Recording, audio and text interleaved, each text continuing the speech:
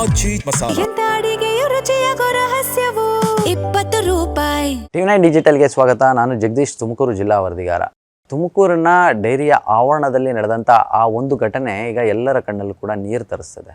ಕಾರಣ ಯಾಕಂದರೆ ಆ ಡೈರಿಯ ಆವರಣದಲ್ಲಿ ಇದ್ದಂತಹ ಪಿಲ್ಲರ್ಗಳಲ್ಲಿ ಒಂದು ಪಿಲ್ಲರ್ ಇದ್ದಕ್ಕಿದ್ದಂತೆ ನೆಲ ಕಪ್ಪಳಿಸುತ್ತೆ. ಇನ್ನು ಆ ಸಂದರ್ಭದಲ್ಲಿ ಅಲ್ಲೇ ಆಡ್ತಾ ಇದ್ದಂಥ ಒಂದು 10 ವರ್ಷದ ಬಾಲಕ ಧನುಷ್ ಎಂಬಾತ ಆ ಪಿಲ್ಲರ್ ತಲೆಗೆ ಬಿದ್ದು ದಾರುಣವಾಗಿ ಸಾವನ್ನಪ್ಪಿದ್ದಾನೆ. ಇನ್ನು ಈ ಘಟನೆ ನಡೆದಿರುವಂಥದ್ದು ತುಮಕೂರು ಜಿಲ್ಲೆಯ ಚಿಕ್ಕನಾಯಕನಹಳ್ಳಿಯ ಮತ್ತಿಗಟ್ಟೆಯ ಬಳಿಯ ಬೆಳಗಿಯ ಹಳ್ಳಿಯಲ್ಲಿ. ಈ ಹಳ್ಳಿಯ ಸರ್ಕಾರಿ ಶಾಲೆಯಲ್ಲಿ ಧನುಷ್ 4ನೇ ತರಗತಿಯನ್ನು ಓದ್ತಾ ಇರ್ತಾನೆ. ಅದೇ ರೀತಿಯಲ್ಲಿ ಅಂದರೆ ಈತ ಮತ್ತಿಘಟ್ಟ ನಿವಾಸಿಯಾಗಿರ್ತಾನೆ. ಇವತ್ತು ಬೆಳಗ್ಗೆ 9 ಗಂಟೆಗೆ ತನ್ನ ಇತರೆ ಒಂದು 5-6 ಸಹಪಾಠಿಗಳ ಜೊತೆಗೆ ಶಾಲೆಗೆ ಅಂಥೇಳಿ ಬೆಳಗ್ಗೆ ಆಟೋದಲ್ಲಿ ಬರ್ತಾನೆ. ಬಂದಂಥ ಬಳಿಕವಾಗಿ ಒಂದಷ್ಟು ಬೇಗ ಆತ ಬಂದಿರ್ತಾನೆ. ಇನ್ನೂ ಕೂಡ ಶಾಲೆಗೆ ಪ್ರೇಯರ್ ಸ್ಟಾರ್ಟ್ ಆಗೋಕ್ಕೂ ಕೂಡ ಸಾಕಷ್ಟು ಸಮಯ ಇರುತ್ತೆ. ಹೀಗಾಗಿ ಅಲ್ಲಿದ್ದಂತಹ 3-4 ಮಕ್ಕಳ ಜೊತೆ ಧನುಷ್ ಅಲ್ಲೇ ಆವರಣದಲ್ಲೇನೇ ಆಟ ಆಡ್ತಾ ಇರ್ತಾನೆ. ನಂತರದಲ್ಲಿ ಆ ಶಾಲೆಯ ಪಕ್ಕದಲ್ಲೇ ಒಂದು ಡೈರಿ ಇರುತ್ತೆ. ಆ ಡೈರಿಯ ಮುಂದೆ ಹೋಗಿ ಅವರು ಆಟ ಆಡ್ತಾ ಇರ್ತಾರೆ.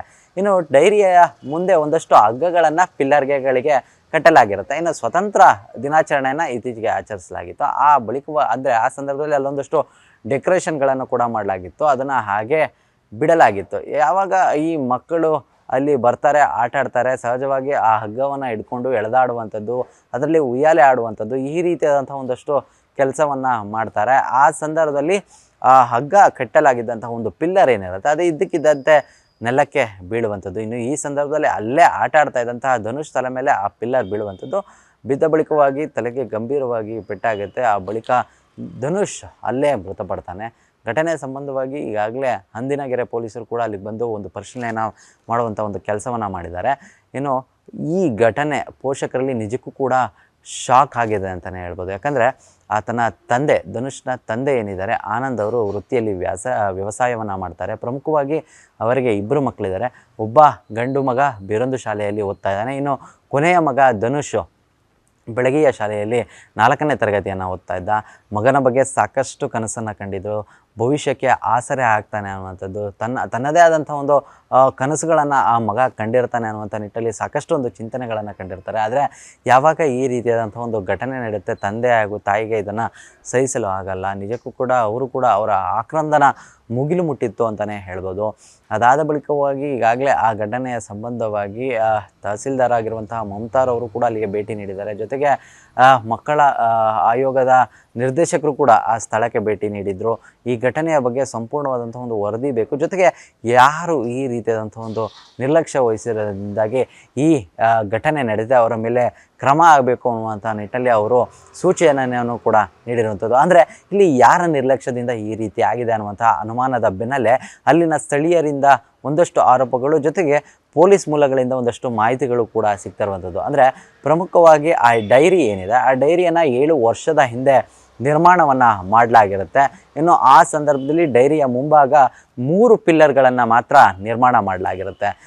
ಕಾಲಕ್ರಮೇಣವಾಗಿ ಅಂದರೆ ಕಳೆದ 3 ವರ್ಷದ ಹಿಂದೆ ಅಲ್ಲಿ ಒಂದು ವಾಸ್ತುವಿನ ಪ್ರಸ್ತಾಪ ಕೂಡ ಆಗುವಂಥದ್ದು. ಇರುವ 3 ಪಿಲ್ಲರ್ಗಳ ಜೊತೆಗೆ ಮತ್ತೊಂದು ಪಿಲ್ಲರ್ನ ನಿರ್ಮಾಣ ಆಗಬೇಕು ಅನ್ನುವಂಥ ನಿಟ್ಟಲ್ಲಿ ಚರ್ಚೆ ಕೂಡ ಆಗುವಂಥದ್ದು. ಆದರೆ ಈ ಹಿಂದೆ 7 ವರ್ಷದ ಹಿಂದೆ ಕಟ್ಟಡ ನಿರ್ಮಾಣ ಮಾಡುವಂಥ ಸಂದರ್ಭದಲ್ಲಿ ಸ್ಟೀಲ್ ಅಳವಡಿಕೆಯ ಜೊತೆಗೆ ಆ 3 ಪಿಲ್ಲರ್ಗಳನ್ನು ನಿರ್ಮಾಣ ಮಾಡಲಾಗಿರುತ್ತೆ. ಆದರೆ ನಂತರದಲ್ಲಿ ವಾಸ್ತುವಿನ ಪ್ರಕಾರವಾಗಿ ನಿರ್ಮಾಣ ಆಗಬೇಕಾಗಿದ್ದು ಮತ್ತೊಂದು ಪಿಲ್ಲರ್, ಅಂದರೆ ಒಟ್ಟು 4 ಪಿಲ್ಲರ್ಗಳು ಅಲ್ಲಿ ಇರಬೇಕಾಗಿತ್ತು ಅನ್ನುವಂಥ ಒಂದು ವಿಚಾರ ಪ್ರಸ್ತಾಪ ಆದಂತಹ ಬಳಿಕವಾಗಿ ಅಲ್ಲೊಂದು ಕಾಟಾಚಾರಕ್ಕೆ ಒಂದು ಬೇಕಾಬಿಟ್ಟಿಯಾಗಿ ಒಂದು ನಿರ್ಲಕ್ಷ್ಯವನ್ನು ವಹಿಸಿ ಒಂದು ಪಿಲ್ಲರನ್ನು ಅಲ್ಲಿ ನಿರ್ಮಾಣ ಮಾಡಲಾಗಿತ್ತು ಅನ್ನುವಂಥದ್ದು ಈಗ ಸದ್ಯಕ್ಕೆ ಕೇಳಿ ಬರ್ತಾ ಇರುವಂತಹ ಒಂದು ಮಾಹಿತಿ.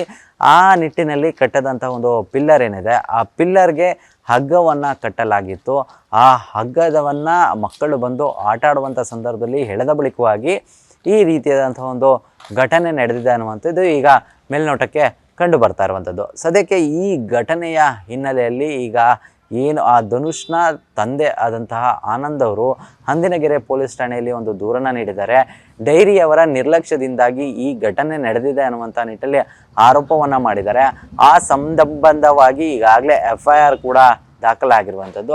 ಆ ನಿಟ್ಟಿನಲ್ಲಿ ಈಗಾಗಲೇ ತನಿಖೆ ಕೂಡ ಮುಂದುವರಿಯುವಂಥದ್ದು. ಆದರೆ ಅದೇನೇ ಇದ್ದರೂ ಮಗನ ಮೇಲೆ ಸಾಕಷ್ಟು ಕನಸು ಕಂಡಿದ್ದಂತಹ ತಂದೆಗೆ ಈ ದುರಂತ ಘಟನೆ ಸಾಕಷ್ಟು ಆ ಕಣ್ಣಲ್ಲಿ ನೀರು ತರಿಸಿದೆ ಅಂತಲೇ ಹೇಳ್ಬೋದು. ಮತ್ತೊಂದು ಕಡೆ ಯಾರದ್ದೋ ನಿರ್ಲಕ್ಷ್ಯದಿಂದಾಗಿ ಈ ಪುಟ್ಟ ಬಾಲಕ ದುರಂತ ಅಂತ್ಯ ಕಂಡಿರುವಂಥದ್ದು ನಿಜಕ್ಕೂ ಬೇಸರದ ಸಂಗತಿ.